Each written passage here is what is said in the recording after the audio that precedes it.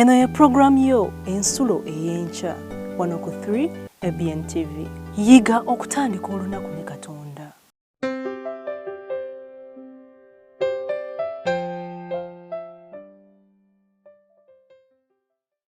Olunyaffe olunaku olwaleero luva mu kitabo kya Zabbuli eyanamu 6 olunya lw'10.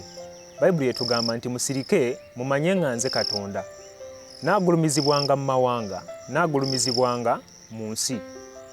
Oluganda, weebunaganya ekintu kino, emmere esinga kuwoomera etya ng'ogiridde paku oba ng'ogiridde mpola mpola. Ate kufa abaagala okusoma ebitabo, ekitabo kisinga kunyumira kitya ng'okiyiseemu lukwakwayo oba ng'okisomye mpola mpola. Nze ng'omuntu emmere empoomera nnyo nga ngiridde mpola mpola ne mpulira obuwoomi obuli mu yo. Bwe kityo ne Mukama atulaga nti tusirike gy'ali, ayagala tutwala akaseera mu maaso ge, ayagala tumuwa obudde.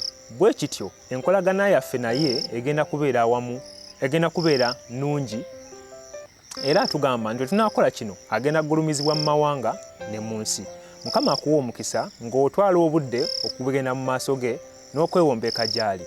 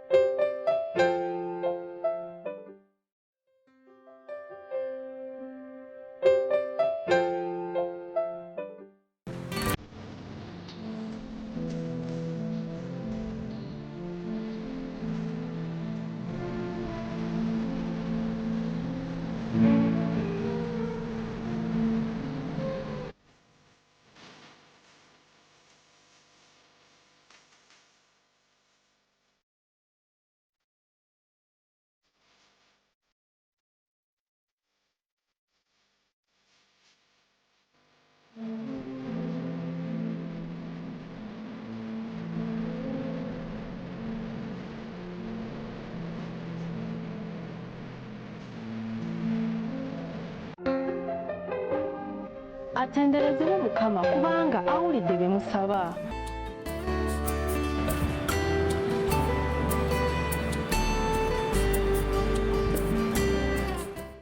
Omwagalwa omulabi waffe owa 3 ABN TV era omutezi w'ensulo ey'enkya, nsanyusa okulaba nate ate nkubuuzaako nti wasuze otya nno.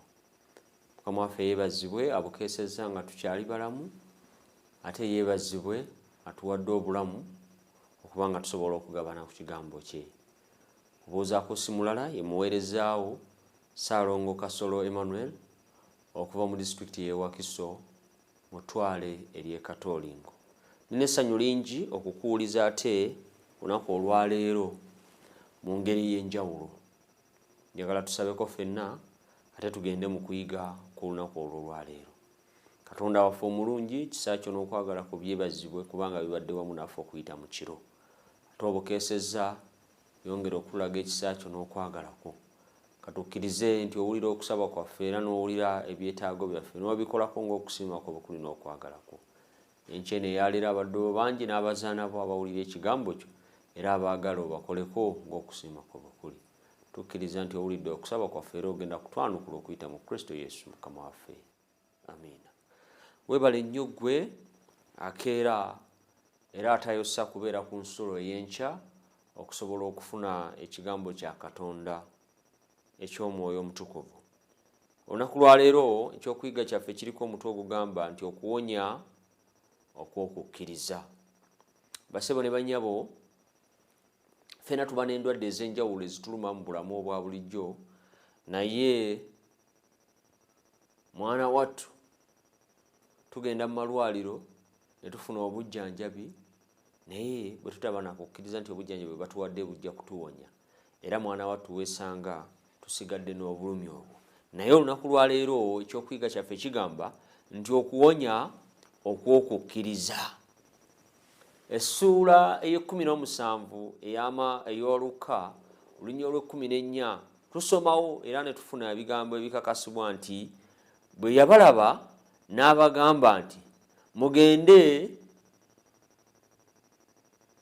mwerage eri bakabona. Awo olwatuuka bwe baali bagenda ne balongoosebwa. Bandi bayogerako bano abalongoosebwa? Baali bagenge 10 aboogerwako mu Luka essuula ye-17. Luka essuula ya 17 olunyiriri. Luka essuula ya 17 tugenda kusomayo olunyiriri olw'14. Agamba bw'ati nti bwe yabalaba n'abagamba nti mugende mwerage eri bakabona. Awo olwatuuka bwe baali nga bagenda ne balongoosebwa. Abagenge abaali 10 bwe bajja mu maaso ga Mukama waffe Yesu baalina okukkiriza nti bagenda kuwonyezebwa. Obulwadde bw'ebigenge ze zimu ku ndwadde ezaali ziruma abantu era nga zitta mu kiseera kya Mukama waffe Yesu. Na wano mu ggwanga lyaffe Uganda bwaliwo okwo, kubanga simanyi ennaku zino oba bukyaliyo naye bulayika bwaggwayo. Naye bw'ogenda mu kitundutundu kiri eky'ebusoga waliyo eddwaliro lye baayitanga ery'abagenge, liri eri Buluuba, eddwaliro eryali likola ku bagenge. Na wano mu Buganda lyaliwo era liri eri mu disitulikiti y'e Buyukwe gye bayita Ennyenga. Ago ge malwaliro ge mmanyi mu Uganda agaali gakola ku bulwadde obwo era ku balwadde abo ab'ebigenge. Naye ne ku mulembe gwa Yesu waliwo obulwadde buno bwali butawaanya abantu ennyo, nga bubaluma ne bubayisa bubi ne bafa n'okufa. Obugenge yali ndwadde mbi era ekigenge kirwadde kibi, kubanga kitta obusimu bw'omubiri obwandibadde buwulira obulumi ne buba nga tebukyawulira. Omugenge asobola okukwata ku ssigiri, bw'abanga ekigenge kyamukwata engalo asobola okukwata ku ssigiri, engalo ne zisiriira naye nga taziwulira nti oba zisiriira n'okusiriira. N'olwekyo abantu bano baaboolebwanga mu kiseera kya Mukama waffe Yesu era tebeetabanga na bantu balala kubanga baalina endwadde ey'obugenge. Era omugenge oyo ku mulembe ogwo gwa Mukama waffe Yesu yasibwangamu ekide, nga bw'aba atambula abantu ne bawulira ekide nga bamanya nti oyo mugenge nga bamuviira. Yali takkirizibwa kuyitana mu bantu era nga teyeetaba na bantu balala. Nabano abagenge 10 baali bamaze ebbanga ndowooza baali beekuŋŋanyiza na wamu olw'ekirwadde kyabwe n'obuzibu bwabwe bwe baali bamanyi. Naye bwe baawulira nti Yesu Omunaazaaleesi awonya, okukkiriza kwabwe ne kubagamba nti tugende waali anaatuwonya. Era naye bwe yabalaba n'abagamba nti mugende mwerage eri bakabona. Awo bwe baali bagenda mu kkubo nga bali mu lugendo nga bafumiintiza, naye omusajja kyatugambye kituufu, omusajja ono kyayogedde kyekyo, weewaawo tuddala tunaawonyezebwa. Ekyamazima ne bawona. Bwe baawona, Yesu Mukama waffe bwe yabawonya baawulira essanyu, baawulira emirembe, era teyabagamba kugenda kunaaba,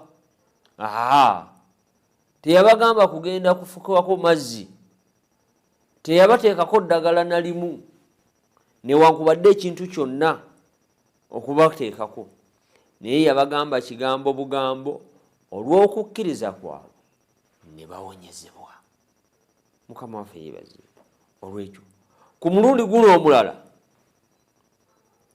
waliwo omugenge omulala, era naye bwe yawulira nti waliwo Yesu Kristo Omunaazaaleesi ajja, n'agamba nange kanneeteeketeeke nsobole okusinkana Yesu mponyezebwe.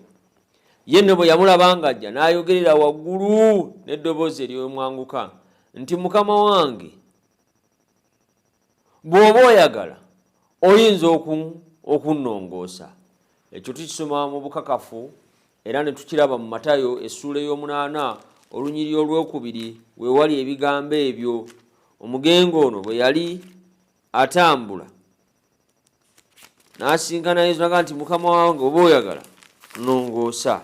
Matayo essula ey'omunaana olunyiriri olwokubiri agamba bw'ati nti kale laba omugenge n'amusemberera n'amusinza n'agamba nti Mukama wange bw'oyagala oyinza okunnongoosa. Omugenge ono yalina okukkiriza okutagambika, kubanga kituufu abagenge baali tebakkirizibwa kusemberera bantu, naye olw'okukkiriza kwe okw'obumalirivu yagamba oba banzita oba bankuba oba bankola ki kabankube. Ti ku mulundi guno gwokka Mukama waffe Yesu kye yaddamu omugenge ono omu kyali kyanjawulo era kyali kyewuunyisa ku kye yagamba abagenge bali 10, kubanga omugenge ono yamugamba nti longooka, amangu ago ebigenge bye ne birongooka. Mu lunyiriri olwokusatu agamba bw'ati, Matayo essula 8 olunyiriri olwokusatu, n'agolola omukono n'amukwatako n'agamba nti njagala longooka, amangu ago ebigenge bye ne birongooka. Ku mulundi guno Mukama waffe Yesu yakwata ku mugenge, naye omugenge ono olw'okukkiriza kwe yeewaayo oba kiki oba kye kimutuukako, naye kaasemberera omulokozi naye awonyezebwe. Yesu teyasooka kubawonya, oluvannyuma n'abagamba nti mugende. Bali 10 yabagamba mukole mutya? Mugende bugenzi. Naye wakati mu lugendo lwabwe baawona. Ekyenjawulo ekyali ku mugenge ono, ye yamukwatako n'engalo ze n'amugamba nti longooka, era ebigenge bye ne birongooka. Okukolera ku kigambo kya Katonda era ne ku bisuubizo bya Katonda ekyamazima, olw'okukkiriza ekyo ekigambo kya Katonda bye twagala biyinza okutuukirira mu bulamu bwaffe. Era abagenge bali 10 olw'okubanga baali bakkiriza basobola okwewaayo ne bawuliriza ekigambo kya Katonda. Tukisoma bulungi era nga kikakasibwa bw'osoma mu Bebulaniya essula 11 olunyiriri olusooka, tusomawo ebigambo ebikakasa ng'agamba nti okukkiriza kye kinyweza ebisuubirwa, kye kitegeeza ddala ebigambo ebitalabika. Weewaawo waliwo ebitalabika mu bulamu bwaffe. Kambuuza ekibuuzo, ani yali alabye ku bwongo bwe? Obwongo bwange bubuno mbulabako? Teri, kubanga teri ayinza kulaba bwongo bwe n'asigala nga mulamu. Naye tukkiriza bukkiriza nti mu mitwe gyaffe muno mulimu obuki? Obwongo. Naye newankubadde nga tetubulabangako. Kale olw'okukkiriza obukkiriza ekigambo ekyo, n'abagenge bali 10 bwe bakkiriza ekigambo ekyo baawonyezebwa. Ebulaniya atugambye nti okukkiriza kye kinyweza ebisuubizo oba kye kinyweza ebisuubirwa, era kye kitegeeza ebigambo ebitalabika. Kubanga waliwo bangi abakkiriza mu bulamu bwabwe era ne batambula n'ebyo Katonda by'abagambye, ne bawangula mwana wattu ne bafuna n'ebisuubizo Katonda bye yabasuubiza. Ibulayimu yali omu ku abo, yatambula lwa kukkiriza era Katonda n'amuwa ekyo kye yali yamusuubiza. Yakobo naye bw'atyo, Isaaka n'abalala bangi abaali mu Bayibuli abaatambula olw'okukkiriza era ne bafuna ebyo bye baali basuubiza. Naawe osobola era osobola okutuuka ku buwanguzi n'okufuna ebyo bye wali osuubira mu bulamu bw'okkiririza mu kigambo kya Katonda.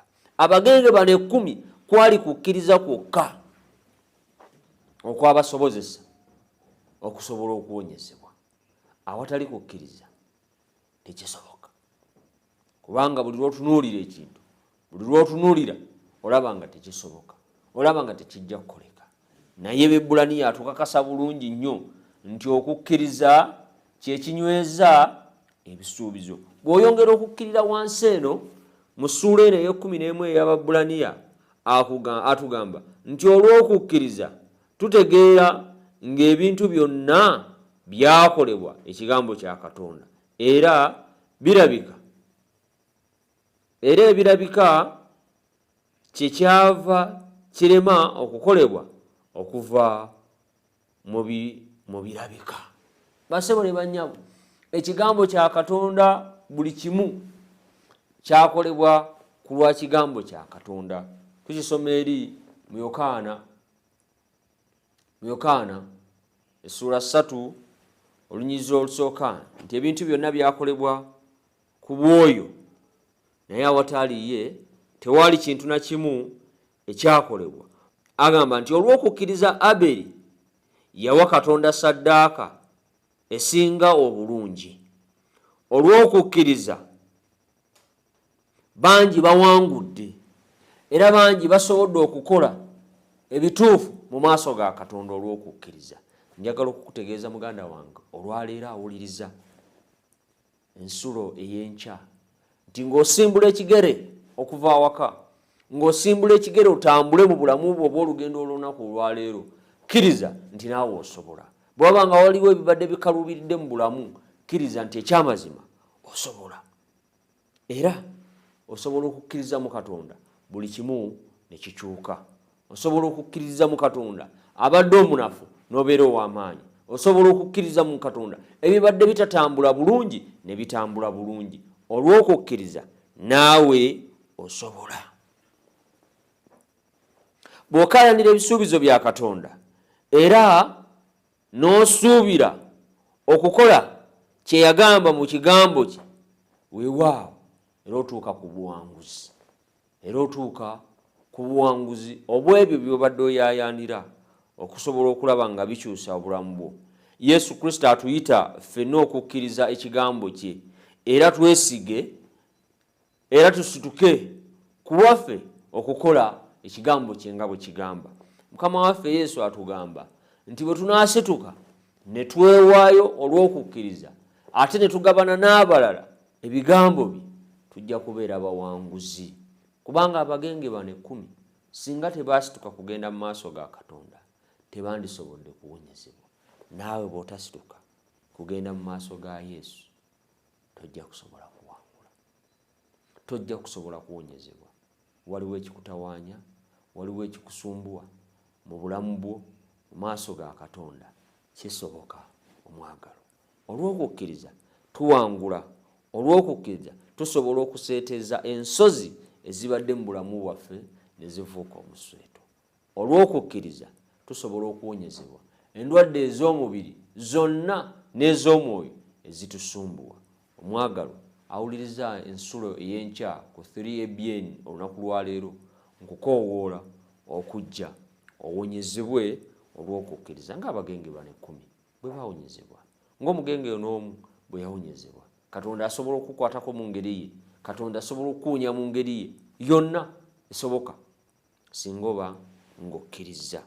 Bwe weewaayo n'okkiriza ekigambo kye era nkakasa nti ekigambo kye kikola. Nsaba Mukama akuwa omukisa. Yongera okwekuumira ku 3 Ebyeni, yongera okwekuumira ku nsulo ey'enkya ng'owuliriza, ng'ogabana ekigambo kya Katonda n'abalala. Ate bw'oba osobodde kigabireko n'abalala ku mikutu egy'enjawulo, Facebook, Twitter ne YouTube. Tusangibwayo Avento Productions yekutuusaako obubaka buno. Saba Mukama akuwa omukisa. Buli lwokeera lowooza ku nsulo ey'enkya, ensulo wojja n'osena amazzi ag'obulamu agayinza okukutambuza mu lunaku luno. Weebale nnyo omulabi, weebale nnyo atega 3 ebyen. Nsaba Mukama akuwa omukisa, nsaba Mukama akuwonye olw'okukkiriza. Nga bwe yawonya abagenge bano 10, nga bwe yawonya omugenge on'omu, naawe akyasobola okuwonya. Awo wennyini ku bigere bya Yesu we wali okuwonyezebwa, kubanga n'abagenge bali bajja wansi ku bigere bya Yesu. Nsaba Mukama akuwa omukisa, ng'olowooza, ng'osuubira okutandika olunaku n'emirembe n'essanyu n'okwagala, jangu wansi w'ebigere bya Yesu ofune okuwonyezebwa. Ku lw'okukkiriza tubeera balamu, ku lw'okukkiriza tubeera bawanguzi, ku lw'okukkiriza n'abalala bangi bazze bawangula olw'okukkiriza. Mukama akuwa omukisa.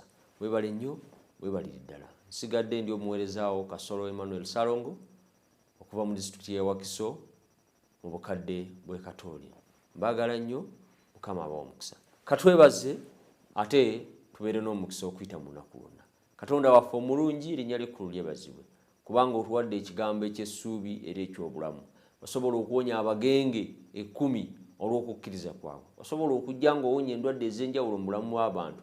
Naffe tuleese endwadde zaffe wansi w'ebigere ebyo otuwonye, kubanga tulabye nga waliwo bingi ebitusoomooza mu bulamu, naye tetuyinza kubiwangula okujjaho nga tubireese wansi w'ebigere ebyo.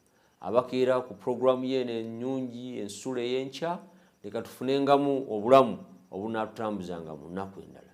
Weebale nnyo Yesu kubanga owulidde okusaba kwaffe. Weebale kubanga otuzzeemu bwetyo bwe tusabye okuyita mu Kristo Yesu Mukama waffe. Amiina. Mukama awa omukisa, abankumire, siiba bulungi. Weeraba.